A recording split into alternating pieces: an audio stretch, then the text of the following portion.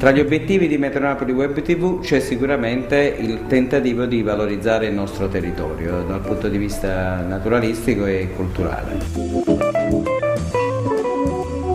Con questo viaggio nei Campi Flegrei volevamo raccontare, ma anche interrogarci su come le amministrazioni pubbliche locali si occupano della riqualificazione, dell'uso e del mantenimento del nostro territorio e di come lavorano per fare in modo che questo patrimonio rappresenti realmente un'occasione di sviluppo.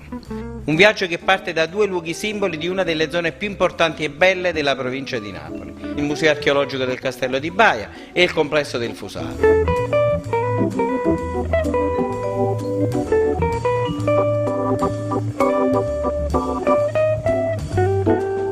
Campi Flegrei sono la regione vulcanica a nord-ovest di Napoli, celebre nell'antichità romana in particolare per la presenza di acque termali che fecero sì che questo felice lembo di terra per i romani rappresentasse una sorta di Saint-Tropez dell'antichità.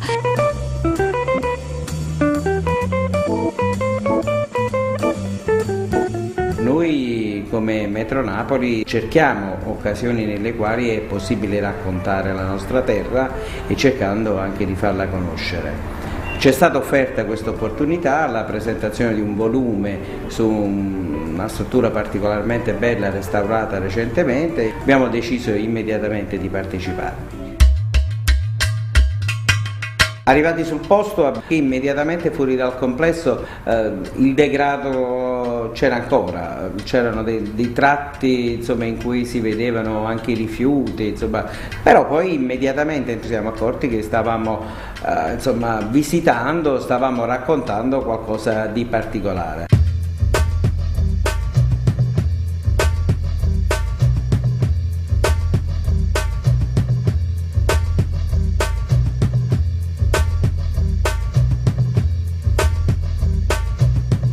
Il Fusaro è un posto magico fondamentalmente perché era un'ex tenuta di caccia borbonica e è stato un posto di rappresentanza dove veniva ospitata tutta la nobiltà europea dei Borboni.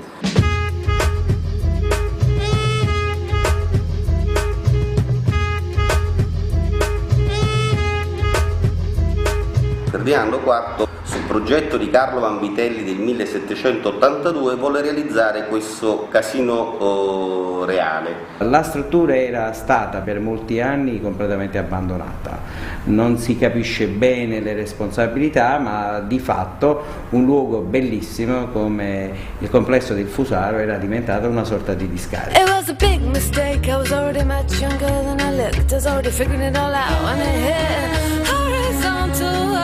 Tornado, I love her, you're sophisticated, I'm grateful. Your eyes, mouth, below me. But I did it all up, you don't wanna know what you owe me. Fondamentalmente questo è un progetto di ufficio, cioè hanno partecipato i progettisti della sovrintendenza, avvalendosi anche di qualche collaborazione esterna, ma è un progetto della sovrintendenza per i beni architettonici, culturali e ambientali di Napoli e provincia. Un restauro importante non solo per la provincia di Napoli, ma direi per tutta la Campania, anzi per tutta l'Italia, perché un complesso formato da più corpi di fabbrica inseriti in questo contesto paesaggistico straordinario è stato ridonato alla città, al pubblico.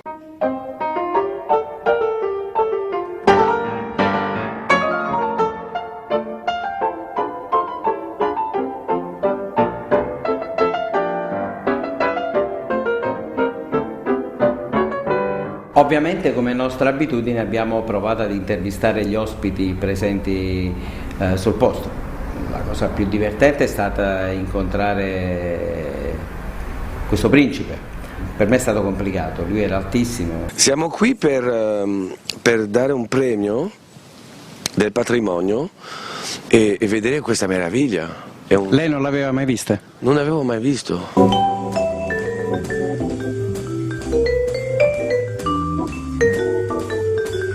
Poi è stato interessante invece ascoltare anche chi materialmente ha fatto la la ristrutturazione, cioè gli artigiani che hanno lavorato. Ci sono state tutta una serie di competenze molto specialistiche di artigiani che hanno lavorato ai monumenti. Cioè loro hanno dovuto fare non solo una ricostruzione storica degli arredi presenti all'interno della struttura della casina e delle altre strutture, ma hanno dovuto proprio immaginare come erano state realizzate, cioè i materiali utilizzati, e riprodurre in qualche modo anche il tipo di lavorazione realizzata. Molto si è dovuto riflettere sulla impostazione del tessuto che è stato disposto alle pareti della sala centrale al livello terra, in quanto l'umido dell'acqua ha sempre dato qualche problema alle tappezzerie, e si è dovuto poi pensare a una bella impostazione cromatica in abbinamento anche al tendaggio, rispettando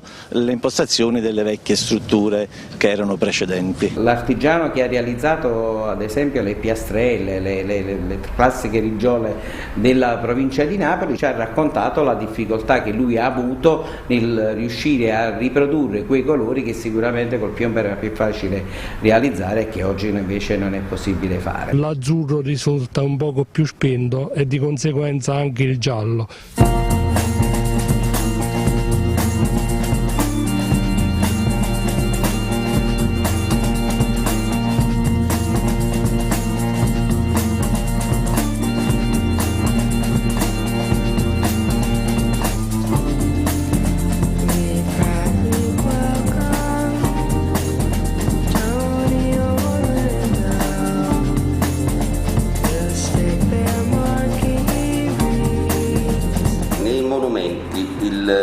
Il restauro deve essere finalizzato, cioè restaurare un monumento e tenerlo chiuso al pubblico o privo di una funzione vitale purtroppo condanna il monumento, sebbene sia stato restaurato, a una morte sicura. Devo dire, abbiamo trovato difficile immaginare un utilizzo, ma la cosa più bella ci è sembrata l'idea di realizzare delle mostre.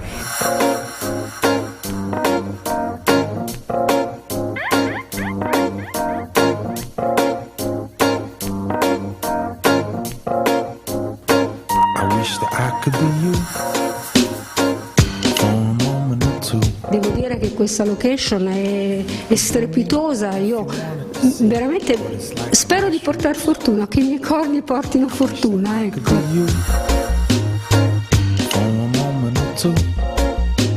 Tenere in un perfetto stato di conservazione edifici monumentali di questo genere ha dei costi molto alti, costi che solamente un opportuno uso degli ambienti e un opportuno utilizzo dei monumenti può garantire economicamente la sua manutenzione. Sono convinto che nel futuro, riunendo le forze delle amministrazioni locali e delle istituzioni regione, provincia e Parco Campi Flegrei, si possa arrivare a un utilizzo turistico-culturale come è previsto nel progetto.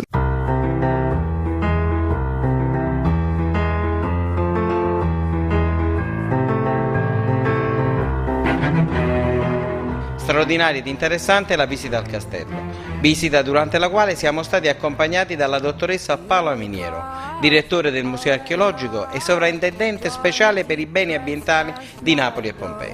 Noi ci troviamo nel castello aragonese costruito da Alfonso II di Aragona, che sorge sui resti di una delle più straordinarie ville romane, probabilmente la villa di Cesare.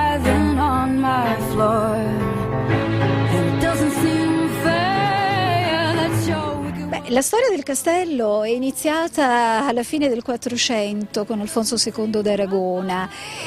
Naturalmente la fortezza non era ampia come la vediamo adesso, ma si limitava al maschio del castello, la prima fortificazione nella quale tra l'altro abbiamo rinvenuto, scavando, resti della villa romana. Tra i valori aggiunti che possiamo ammirare subito, il panorama, non c'è spazio e luogo del castello da cui non si ammirano l'intero territorio flegreo, e qui a picco sul mare.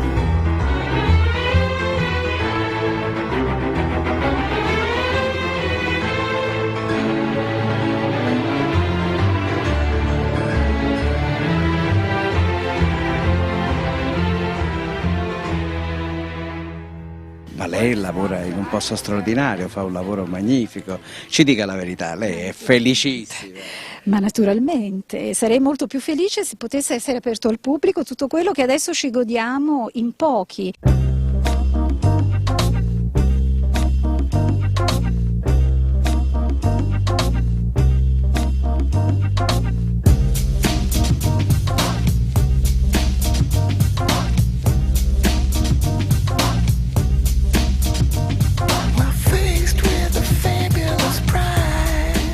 Questo è il cassone, quello che noi chiamiamo cassone, che è un rudere borbonico che era stato costruito per fare una specie di magazzino del pesce, anche per la vendita del pesce in epoca borbonica, e quindi l'abbiamo restaurato, abbiamo fatto un restauro al rudere con l'unica cosa che abbiamo ricostruito la pavimentazione, una parte della pavimentazione.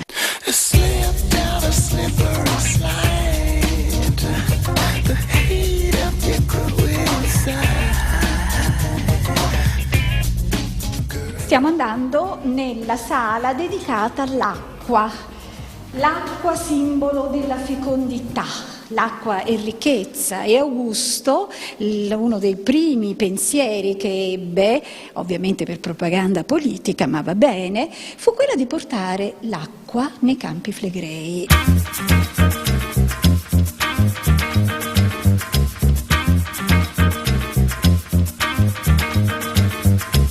Questi sono interventi che richiedono grossi importi. Qua ci vorrebbero ancora un 5-6 milioni di euro. Ne abbiamo spesi quasi 4, però di questi 4 quasi la metà se n'è andata per la pulizia.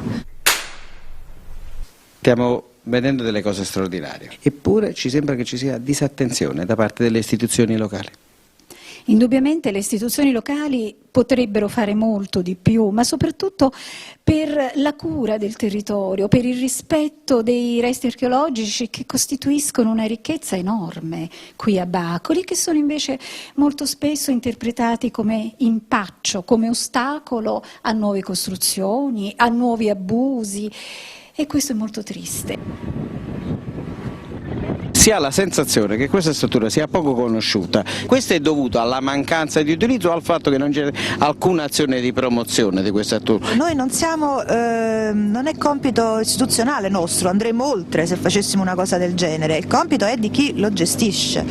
Noi abbiamo potuto fare, nell'ambito di quello che noi come Ministero possiamo fare, abbiamo potuto fare questo intervento. L'intervento è finito da poco, per cui adesso dovrebbe partire tutta l'azione di promozione. Effettivamente fino a poco tempo fa c'era ben poco da vedere, insomma.